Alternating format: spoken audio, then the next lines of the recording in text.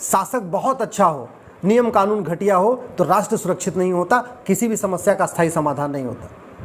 मोदी जी बहुत अच्छे हैं, मेहनती हैं, ईमानदार हैं, देश के लिए कुछ करना चाहते हैं, लेकिन कानून तो घटिया है। ये 1860 का इंडियन पिनल कोड आज भी चल रहा है और ये इस कानून को मैकाले ने देश को गुलाम बनाने के लिए बनाया था। 1860 का जो आईपीसी है ये इस देश में भ्रष्टाचार खत्म करने के लिए नहीं बनाया था, अलगाववाद खत्म करने के लिए नहीं बनाया था, जिहाद खत्म करने के लिए नहीं बनाया था, न अपराध खत्म करने के लिए बनाया था।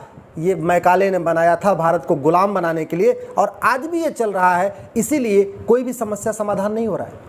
1861 का पुलिस एक्ट आज भी चल रहा है, उसको अंग्रेजों ने बनाया था इस देश को गुलाम बनाने के लिए, वो कानून आज भी चल रहा है। इसलिए पुलिस की रवैया वैसे की वैसी है। पुलिस सत्ता के अधीन है, सत्ता के इशारे पे काम करती है, सत्ता जहाँ का कहती है वहाँ पे जाके बुलडोजर चलाती है, जहाँ नहीं कहती है वहाँ चुपचाप बैठी रहती है।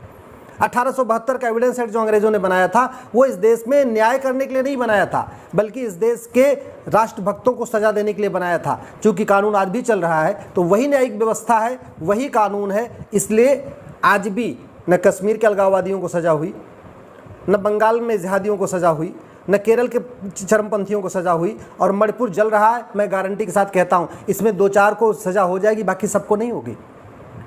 दिल्ली दंगा हुआ था, हजारों की संख्या में सिख मारे गए थे, किसी को सजा हुई क्या? बिट्टा कराटे जिसने पब्लिकली कहा था मैंने मारा है, उसको सजा हुई क्या? यासीन मलिक जिसने पब्लिकली कहा मैंने मारा है, उसको सजा हुई क्या? बंगाल में इतना बड़ा नरसंहार हुआ, किसी को सजा हुई? सिख दंगों में इतना नरसंहार हुआ सिखों का, किसी को सजा हुई? बाकी तो छोड़िए, 70,000 करोड़ का 2G घोटाला, कॉमनवेल्थ घोटाला हुआ था, किसी को आजीवन कारावास फांसी हुई। 1,76,000 करोड़ का 2G घोटाला हुआ, किसी को आजीवन कारावास फांसी हुई। 1,76,000 करोड़ का कोयला घोटाला हुआ था, किसी को आजीवन कारावास फांसी हुई। 1993 में जो बम ब्लास्ट हुआ था जिसमें बड़े बड़े पॉलिटिशियन शामिल थे, वोहरा कमेटी, आप गूगल करिएगा, वोहरा कमेटी ने बहुत साफ साफ कहा था कि बहुत सारे उसमें सांसद, विधायक, मंत्री शामिल थे जिन्होंने दाऊद की मदद किया, उनको सजा हुई क्या? वो तो पार्टी अध्यक्ष बन के बैठे हुए। इसलिए कह रहा हूं, इस देश को अगर सुरक्षित बनाना है तो सबसे पहले हमें इस किसानों से सीखना पड़ेगा। किसान क्या करता है? अच्छा बीज बोने के पहले जुताई करता है, गुड़ाई करता है, निराई करता है, खरपतवार की सफाई करता है। इसके बावजूद अगर खरपतवार बचता है तो उसमें पेस्टिसाइड डाल देता है। हमने वो काम नहीं किया, इसीलिए आज देख लीजिए जिनके पास 10-10 हज़ार करोड़ की बेनामी संपत्ति है वो पार्टी बना के बैठे हुए हैं, कभी बेंगलोर में मीटिंग कर रहे हैं, कभी मुंबई में मीटिंग कर रहे हैं, और संसद नहीं चलने दे रहे। अगस्ता वेस्टलैंड स्कैम था, सजा हुई क्या? नहीं हुई। वाड्रा का इतना बड़ा घोटाला था, सजा हुई क्या? नेशनल हेराल्ड में इतना बड़ा घोटाला, सजा हुई क्या? अब्दुल करीम तेलगी से लेके, जीप घोटाले से लेके और मैरीन घोटाले तक, आकाश में हुए घोटाले से लेके कोयला घोटाले तक, किसी को सजा हुई? नहीं हुई, क्योंकि इस देश में कानून का राज है और कानून महाघटिया है।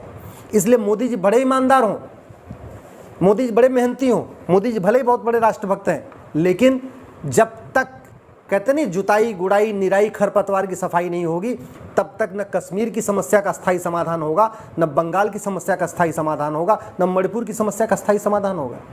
जितने भी देश में अलगाववादी संगठन है सबको विदेशी फंडिंग होती है। हमने विदेशी फंडिंग के खिलाफ कठोर कानून बनाया नहीं, नार्को पॉलीग्राफ ब्रेन मैपिंग कानून बनाया नहीं कि इनका टेस्ट किया जाए और जो सच्चाई फटाफट पता चल जाए।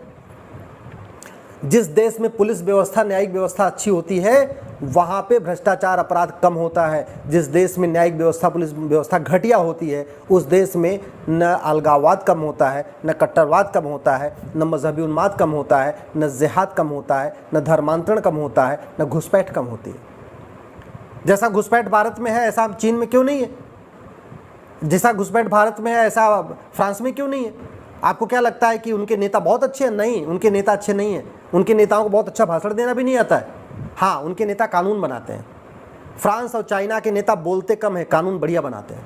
हमारे देश में तो संसद में केवल बातें होती रहती हैं, तू मैं, आरोप प्रत्यारोप, नूरा कुश्ती, और जो आम जनता की समस्या उस पर कभी गंभीरता के साथ चर्चा होती नहीं। आपकी विधानसभा में या संसद में, लोकसभा, राज्यसभा, विधानसभा में भ्रष्टाचार के ऊपर चर्चा होती है? नहीं।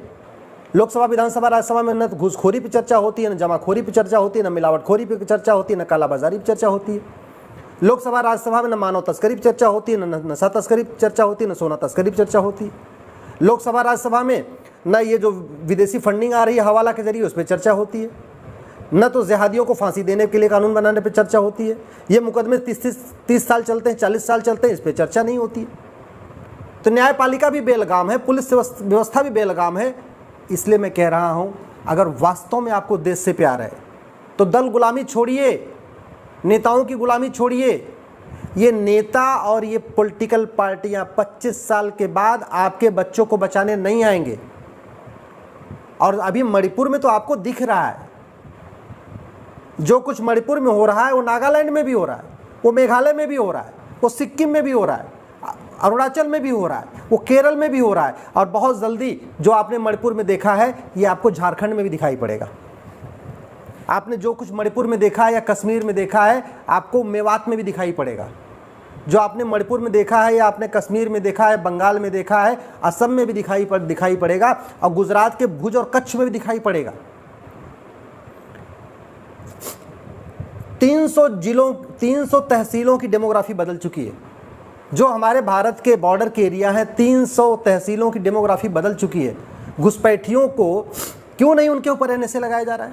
हमने आज तक न घुसपैठ को देशद्रोह घोषित किया, न धर्मांतरण को देशद्रोह घोषित किया। तो घुसपैठी भी आराम से रह रहे हैं, धर्मांतरण कराने वाले भी आराम से रह रहे हैं। मैं आपको गारंटी के साथ कहता हूँ, ऐसा कानून बनाया जा सकता है कि घुसपैठिए भारत में आना तो छोड़िए, जो भारत में है ये अपने आप भाग जाएंगे। बिना एनआरसी किए घुसपैठिए भाग जाएंगे, मैं गारंटी के साथ कहता हूँ।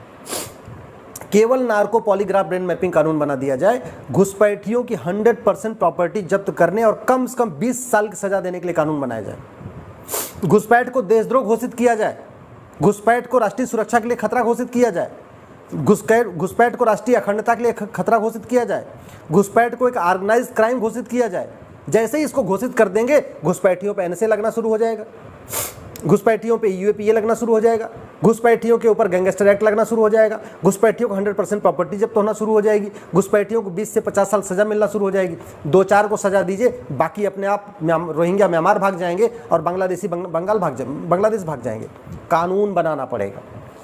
धमकी देने से, तू मैं करने से, आरोप प्रत्यारोप करने से, नूरा कुश्ती करने से, कैंडल मार्च करने से न घुसपैठ खत्म होगी न धर्मांतरण खत्म होगा। ऐसा कौन सा राज्य है नहीं है, ऐसा कौन सा राज्य है भारत का जहाँ घुसपैठिए नहीं है और जहाँ धर्मांतरण नहीं हो रहा है? यूपी में धर्मांतरण हो रहा है, पंजाब में धर्मांतरण हो रहा है, बिहार में धर्मांतरण हो रहा है, बंगाल में धर्मांतरण हो रहा है, असम में हो रहा है, नॉर्थ ईस्ट तो पूरा ऑलरेडी कन्वर्ट हो ही चुका है, छत्तीसगढ़ में धर्मांतरण हो रहा है, उड़ीसा में धर्मांतरण हो, कहाँ नहीं हो रहा है? और एक बात और ध्यान रखिएगा, जब ये आगजनी होगी, जब दंगा होगा, जब जिहाद बढ़ेगा, जब मजहबी उन्माद बढ़ेगा, जब आतंकवाद बढ़ेगा, कोई नेता नहीं मारा जाएगा, मारे जाएंगे आप और हम, मारा जाएगा आपका परिवार, हमारा परिवार, जलेंगे आपके बच्चे और हमारे बच्चे। इसलिए मैं फिर से कह रहा हूँ, दल गुलामी छोड़ दीजिए, कठोर कानून की मांग करिए, अपने सांसद विधायक से मिलिए और अच्छी तरीके से समझ लीजिए, वर्ल्ड क्लास एयरपोर्ट बनाने से आतंकवाद, अलगाववाद खत्म नहीं होता। फ्रांस के पास वर्ल्ड क्लास एयरपोर्ट था, वर्ल्ड क्लास हाईवे था, वर्ल्ड क्लास शॉपिंग मॉल था, वर्ल्ड क्लास हॉस्पिटल है, वर्ल्ड क्लास यूनिवर्सिटी है। फ्रांस ने भी मंगलयान छोड़ा हुआ है, फ्रांस ने भी चंद्रमा पे सैटेलाइट छोड़ा हुआ है, फ्रांस यूएन का परमानेंट मेंबर भी है, और फ्रांस के पास राफेल भी है।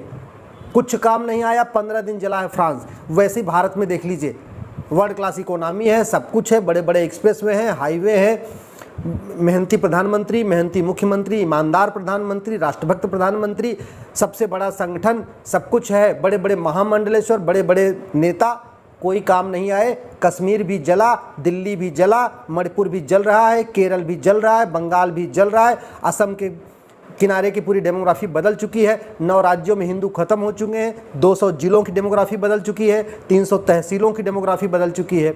अगर अपने बच्चों की चिंता है, भविष्य की चिंता है, अपने आने वाले टाइम में आपको लगता है कि आपकी बहन बेटियां सुरक्षित रहें, आपके नाती पोते सुरक्षित रहें, तो प्लीज़ अपने अपने सांसद से जाके मिलिए, कठोर कानून की मांग करिए। कानून बनाने की कोई लागत नहीं आती है, वर्ल्ड क्लास कानून मुफ्त में बन सकता है। इसलिए जब तक कानून नहीं बनेगा तब तक भारत का समस्याओं का स्थायी समाधान नहीं होगा।